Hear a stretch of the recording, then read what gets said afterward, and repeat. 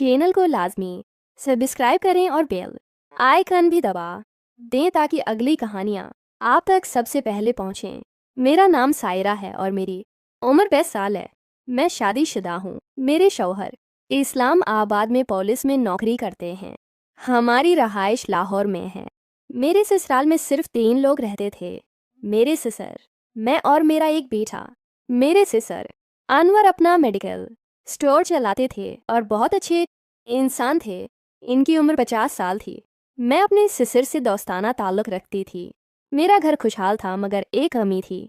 मेरे शौहर शाहीबाज की वजह से कुछ माह बाद घर आते थे। मैं उनकी जुदाई में बहुत उदास रहती थी। मेरी ख्वाहिशात अधूरी रह जाती थीं।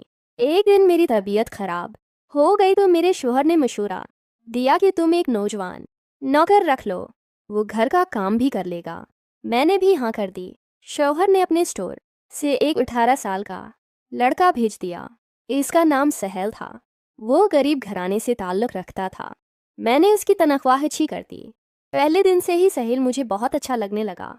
वो खूबसूरत और मेहनती था। मैं उसे देखकर बेचैन हो जाती थी। कुछ दिन बाद जब मेरे ससुर स्टोर पर चले जाते तो घर में सिर्फ मैं और सहल रह जाते। सहल मेरे कामों में मदद करता। मैं उसे खास तवज्जो देने लगी थी।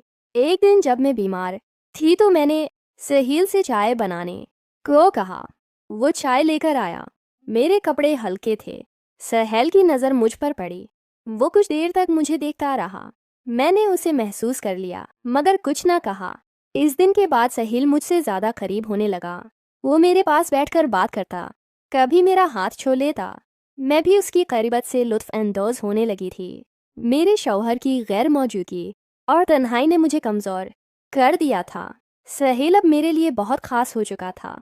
वो मुझे मुस्कुराकर देखता, कभी मेरी मदद करते हुए करीब आ जाता। एक रात जब बिजली चली गई तो सहल मेरे पास आया। अंधेरे में इसने मुझे गले लगा लिया। मैंने भी उसे रोका नहीं। इसकी करबत ने मुझे सुकून दिया। हम दोनों एक दूसरे के बहुत करीब आ गए। वो लम्हात मेरे लिए बहुत ख़ास थे।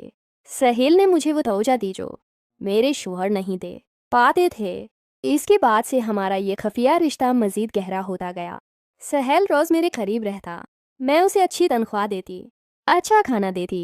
वो भी मेरी हर ख्वाहिश पूरी करता। कभी कभी वो मुझे तोहफ़े भी लाता।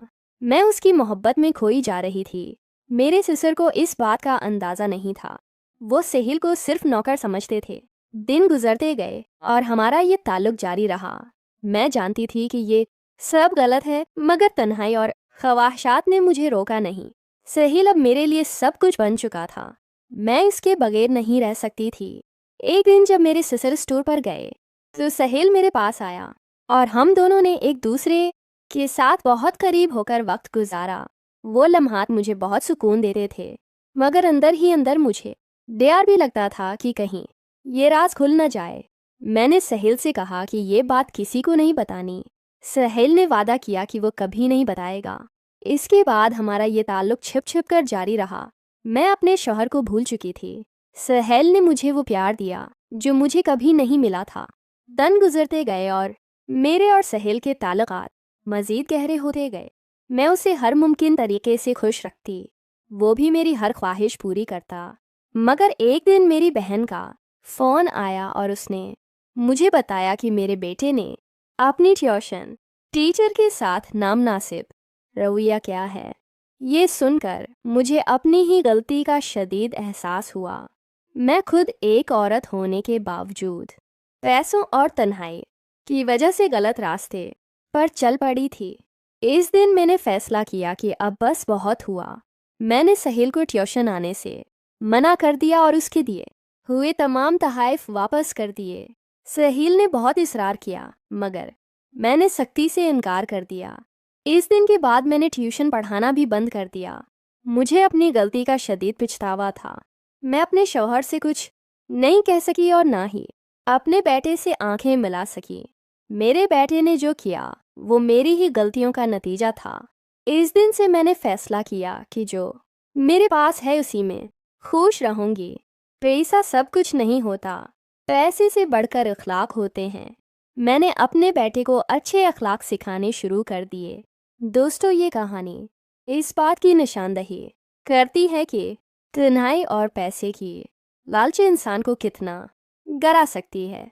रिश्तों की इज्जत सबसे अहम है।